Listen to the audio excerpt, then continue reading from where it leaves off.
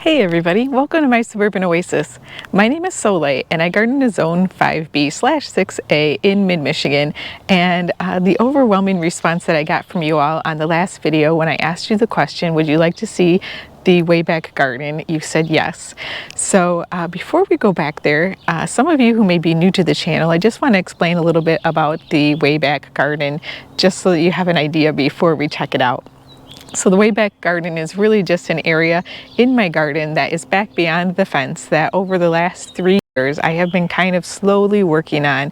There's absolutely no access to water back there. It's too far for the garden hose. So there is some planting that is happening, but there's also still some wilding that is happening back there. So I just want to give you a forewarning that this is not like a garden that has been super groomed or that kind of thing. It's just something that I've been working on over the years and unwilding a little bit. So let's take a look.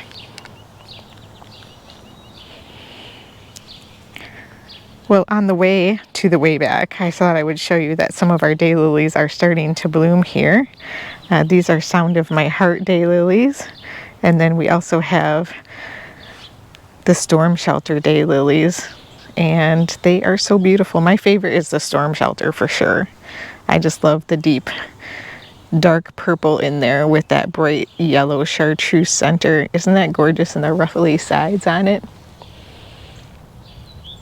Okay, well, back to where we're at. So this is the back garden fence and this is the gate to the way back. And we do have some stairs that are back here that my husband put in from some concrete rubble that we had from a patio area that we had taken out. So I'll walk you down those steps real quick. We have a limoncello barberry that is here, and surprisingly this has gotten chowed on by some of the deers. Or deer, sorry, I guess there's no S on that plural.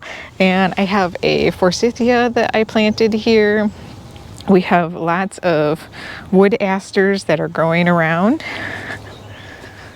We have some betony on this side of the garden. This is a superstar spirea that I have not pruned. And then we have some barberry down here, along with some junipers and some Tian Shan 7 sunflower trees. Now the deer do like these, so every year they look quite damaged. They don't look even close to as good as the ones that are in my garden at the end of the pool, but such is the way that it goes when you're gardening with wildlife. We definitely get herds of deer throughout here, bunnies, chipmunks, squirrels, groundhogs, cats, you name it. Everything comes through here. So this is the other kind of meandering set of stairs that comes up here. And I planted a little bit of sedge along this garden path right here, which is kind of nice. Again, you'll see lots and lots of weeds because I don't come back here and spend a lot of time weeding. I'm just trying to make it look a little bit more beautiful and work alongside of nature. We have some irises here. Lots of creeping Charlie along the entryway.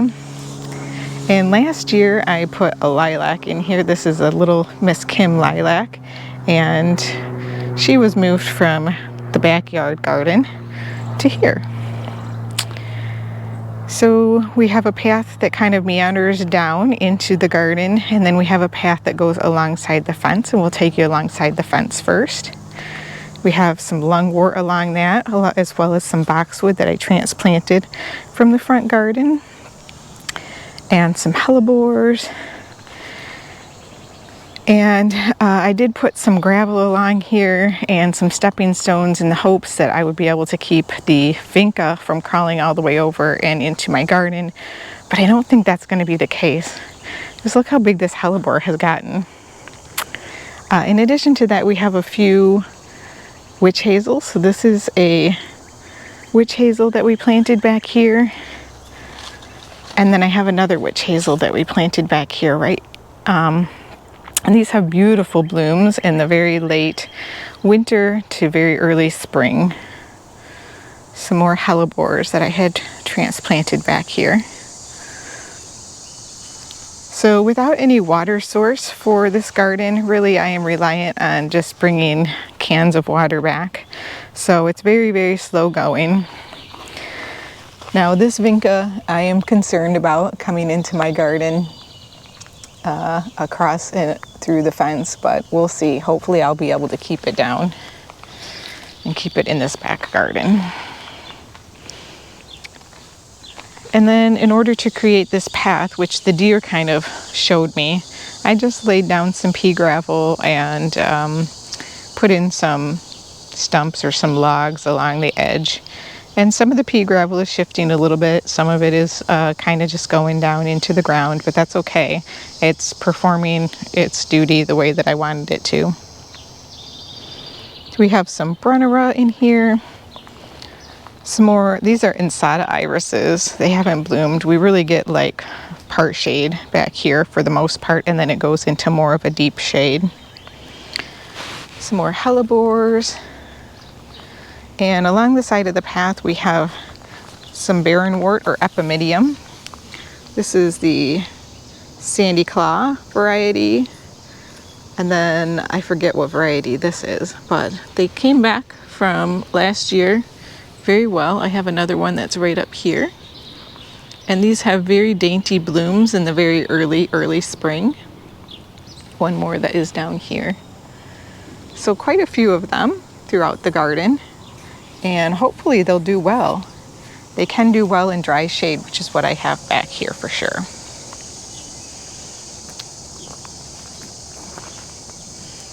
I've used lots of hellebores and Brunnera and lungwort and vinca. So you'll see the evergreen vine that is growing throughout here is vinca. And I know it can be invasive, but it also just makes for a really nice ground cover back here. I've also planted some lamium around, so you'll see that kind of throughout the garden.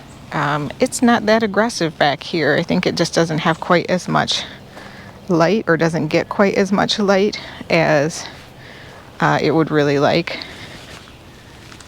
But as you can see, things have grown up really nicely. It's very nice and green back here. And then we have these pops of white and silver from both the vinca as well as the Brunnera. We have some autumn ferns that are doing pretty good. I have some large root geranium that is throughout this garden bed. It is done blooming at this point. We planted quite a few transplants of hellebores back here last year, and they're doing really well. You can see that they're putting on some nice new growth here, the babies. So we should have a really nice year next year, hopefully, if they'll bloom. I don't know how many years it takes for hellebores to bloom. It can take quite some time, but have some more ferns up here. Even have a maidenhair fern. I think this one wishes that there was a little bit more water back here. I planted a meadow rue and it definitely flopped. There's not enough light for it back here, so this is the meadow rue. It was going straight up and then it just flopped over. So, and then we have quite a bit of sweet woodruff also up in this area, which does quite well in the dry shade, and I'm hoping it will continue to spread. We have lots of wild violets as well, kind of among all of the lamium and the other things. But I'm starting to see less soil, which is nice. The ground is starting to be covered by the different plants that we have here in the garden, and it feels really nice just to see that filled in. I'm really glad I chose to use some of the vinca because it's a nice deep color, but it also has shiny leaves, which helps to reflect the light a little bit as well. So you can see how well worn this path is. I don't actually travel much this direction, but that is, again, the path that the deer wore. And so because of that, I thought I would use it. And it makes a nice way to cut across this very steep hillside, which can be a challenge to garden on because the water really just runs right down it.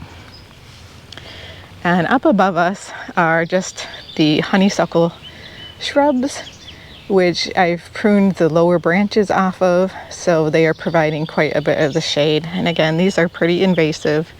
along with the buckthorn. So I do try to weed out any that I see that might be forming new shrubs. We do have some columbine as well in here. I see some nice seed heads have formed, so hopefully that will seed around and we'll get a little bit more. I'm sorry I missed the blooms for you guys this year, but there weren't a lot. There's only a few columbines back here right now. But yeah, it's doing pretty good. We got some rain recently, and that has definitely helped. Here's all that sweet woodruff I was telling you about. Doing really good.